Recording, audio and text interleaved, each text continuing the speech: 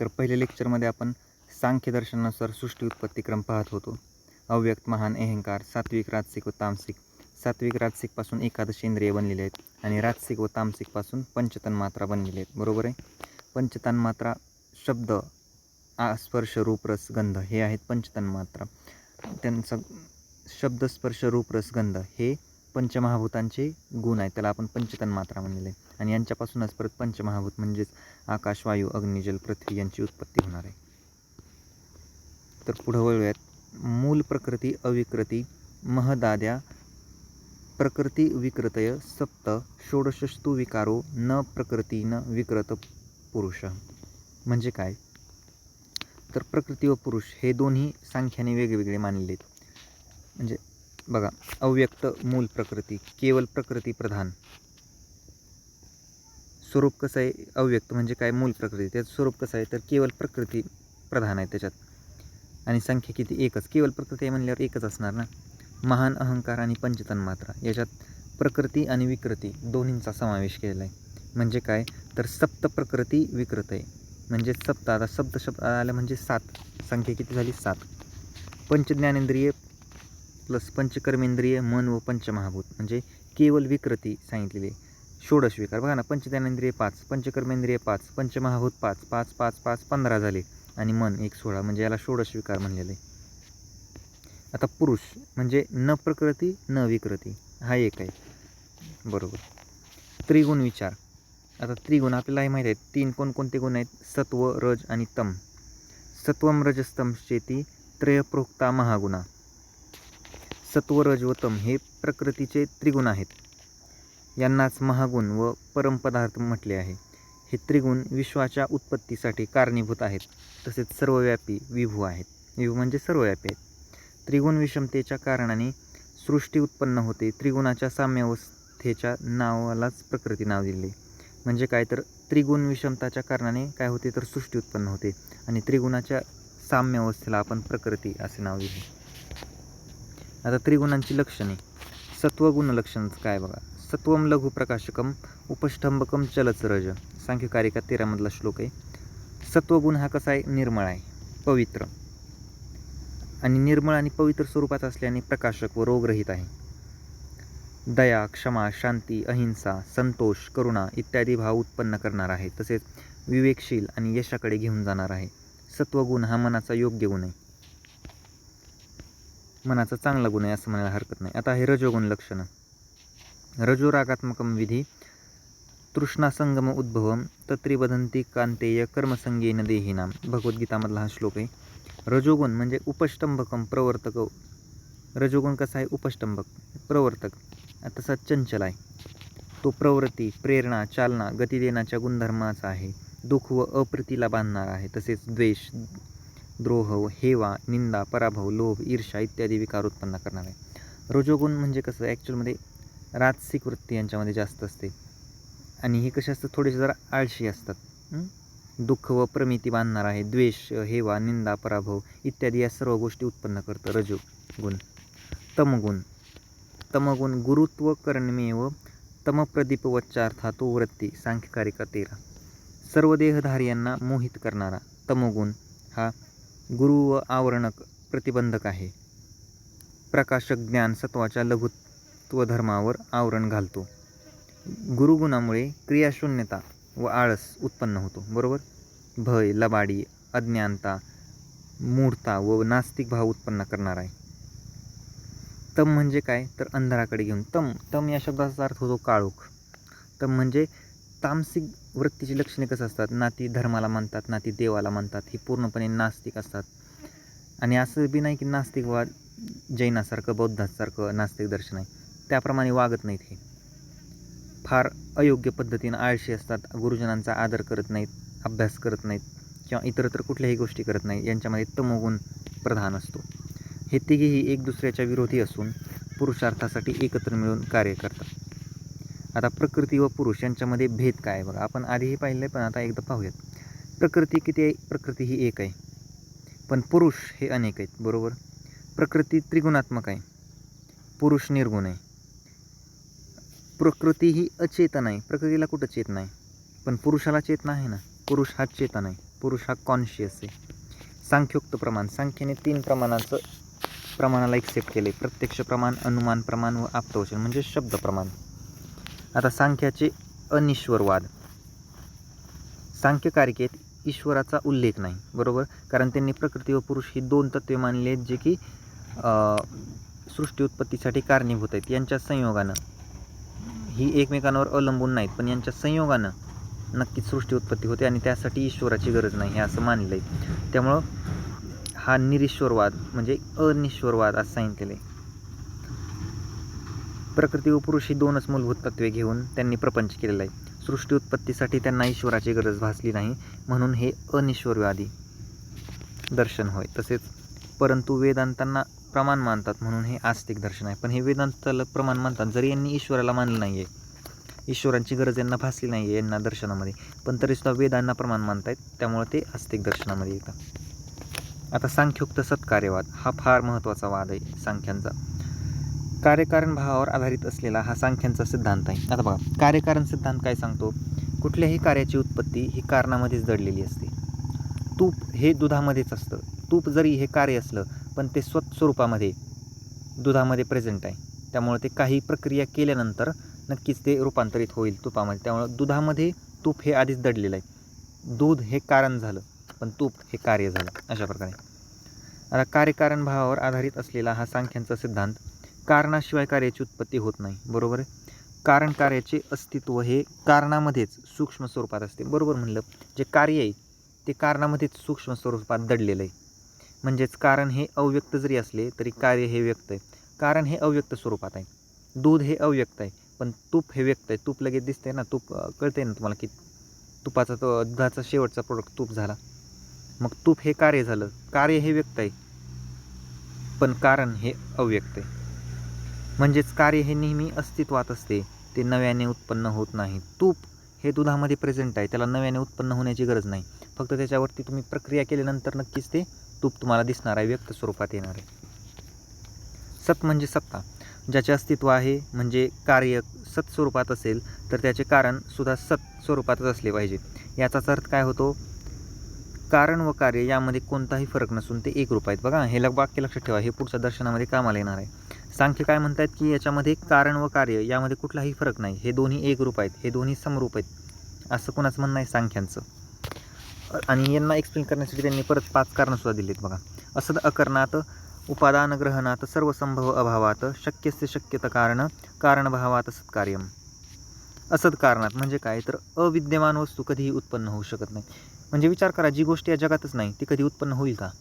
जी गोष्ट कधी या जगात अस्तित्वातच नाही मग ती उत्पन्नच होणार नाही ना. उदाहरणार्थ, वाळूला कितीही रगडले तरी त्यातून तेल निघणार नाही, कारण तेल हे अस्तित्वातच नसते, बरोबर आहे.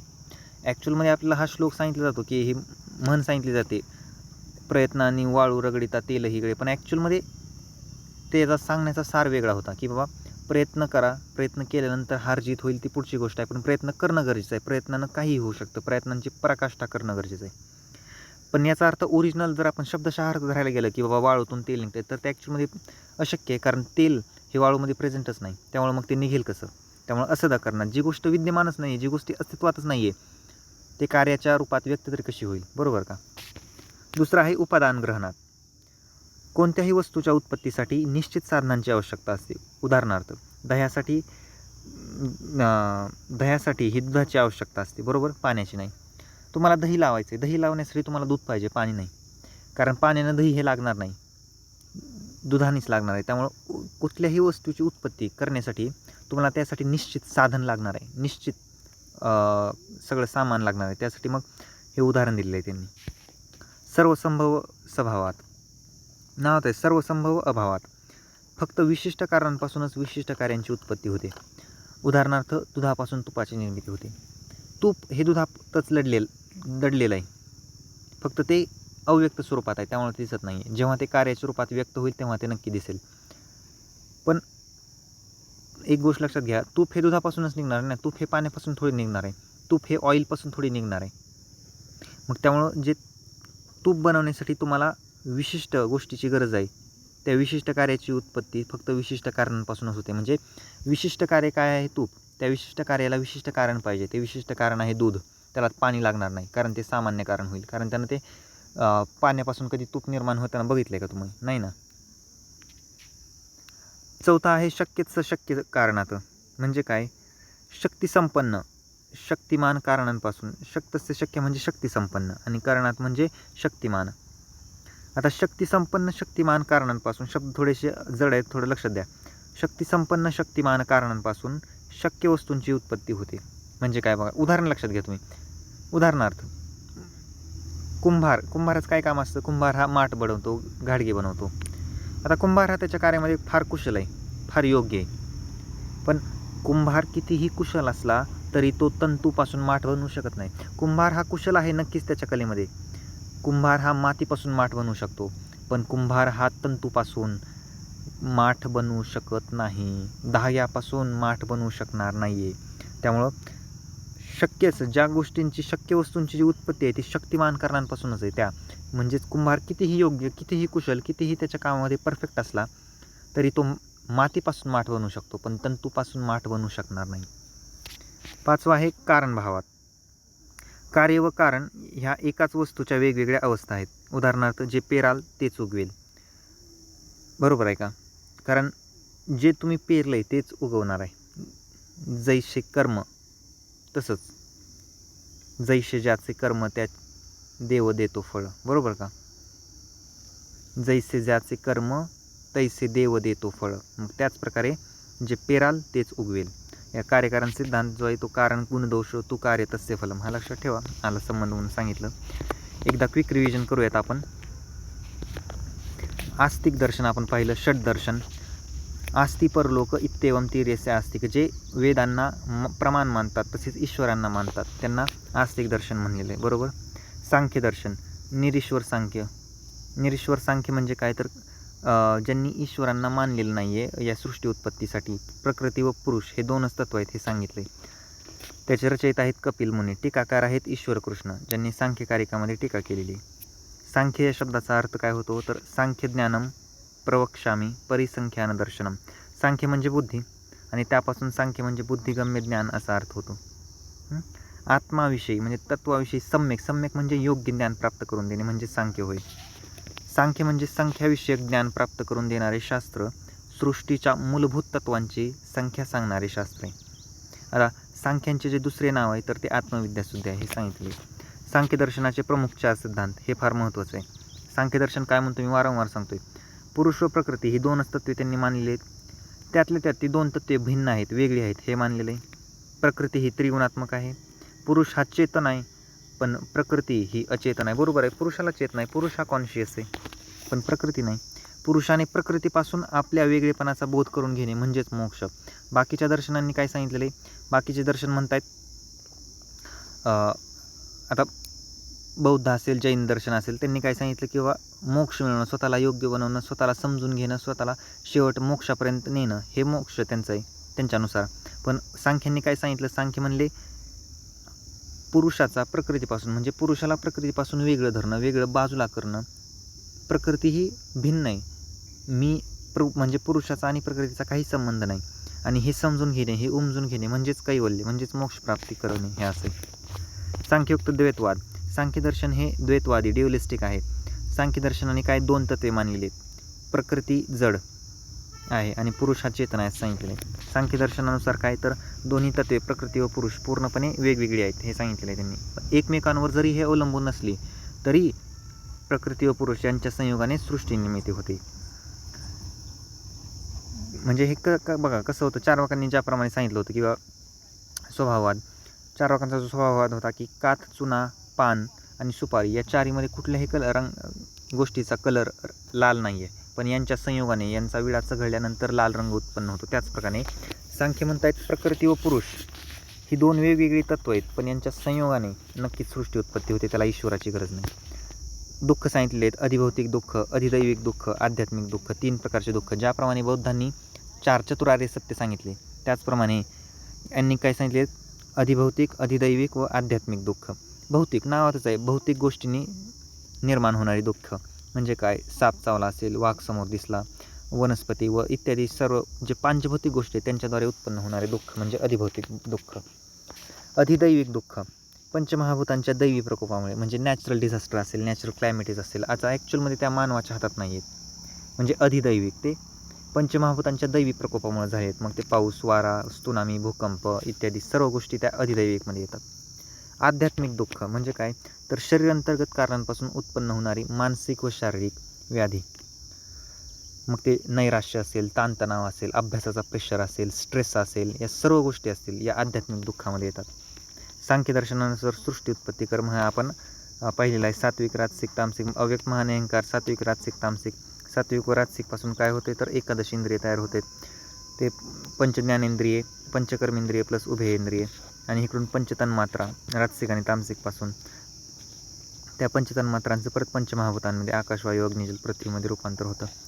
आपण अव्यक्त मूल प्रकृती पाहिलं होतं की स्वरूप कसं आहे, केवळ प्रकृती प्रधान. संख्या 1 आहे. महान, अहंकार, पंचतन्मात्रा, प्रकृती विकृती म्हणजे सप्त प्रकृती विकृत आहे 7. नावातच आहे ना सप्त. बघा पंचतन्मात्रा 5 झाल्या, अहंकार 1 आणि महान 1 म्हणजे 5 आणि 2 7 म्हणजे 7 संख्या आली. पंचज्ञानेंद्रिय प्लस पंचकर्मेंद्रिय प्लस पंचमहाभूत प्लस मन 5 5 5 15 प्लस 1 16 म्हणजे केवळ विकृती म्हणजे षोडश विकार. मग किती आली संख्या 16. पुरुष न प्रकृती आहे ना विकृती आहे, मग संख्या किती येईल 1च. हे त्रिगुण विचार आपण पाहिलं. सत्व, रज, तम यांची लक्षणे पाहिली. सत्व लघु प्रकाशकम, रजांची लक्षणं पाहिली, तमगुणांची लक्षणं पाहिली. प्रकृती व पुरुष यांच्यामध्ये वैधर्म्य म्हणजे भेद पाहिला. तर प्रकृती ही एकच आहे, पुरुष हे अनेक आहेत. प्रकृती ही त्रिगुणात्मक आहे पण पुरुष हा निर्गुण आहे. प्रकृती ही अचेतन आहे, पुरुष हा चेतन आहे. पुरुष कॉन्शियस आहे. सांख्युक्त प्रमाण पाहिले, प्रत्यक्ष, अनुमान व आप्तोपदेश. सांख्यांचा अनिश्वरवाद पाहिला की सांख्यदर्शनांना प्रकृती व पुरुषाच्या व्यतिरिक्त ईश्वराची गरज भासली नाही, त्यामुळे त्यांनी सांगितलं. सांख्युक्त सत्कार्यवाद हा सुद्धा फार महत्त्वाचा आहे. कार्यकारण भावावर अवलंबून असणारा कुठल्याही कार्य हे कारणामध्ये दडलेलं असतं. कारण कार्य हे व्यक्त स्वरूपाचं असतं पण कारण हे अव्यक्त स्वरूपाचं असतं. त्यासाठी त्यांनी 5 परत का ते समजवण्यासाठी 5 उपदेश केले होते. असत कारणात, उपादान ग्रहणात, सर्वसंभव अभावात, शक्तस्य अशक्य कारणात व कारण भावात. म्हणजे या 5 तत्वांद्वारे त्यांनी ते 7 कार्यवाद एक्सप्लेन करण्याचा प्रयत्न केला होता. हे होतं कंप्लीट सांख्यदर्शन. मागच्या लेक्चरमध्ये ते बुडलं होतं वरचं, त्यामुळे मी ह्या लेक्चरमध्ये कव्हर करून घेतलेलं आहे. तर हे कंप्लीट होतं आस्तिक दर्शनातलं पहिलं दर्शन जे म्हणजे सांख्यदर्शन. ओके, पुढच्या लेक्चरमध्ये पुढचं दर्शन पाहूयात. बाय.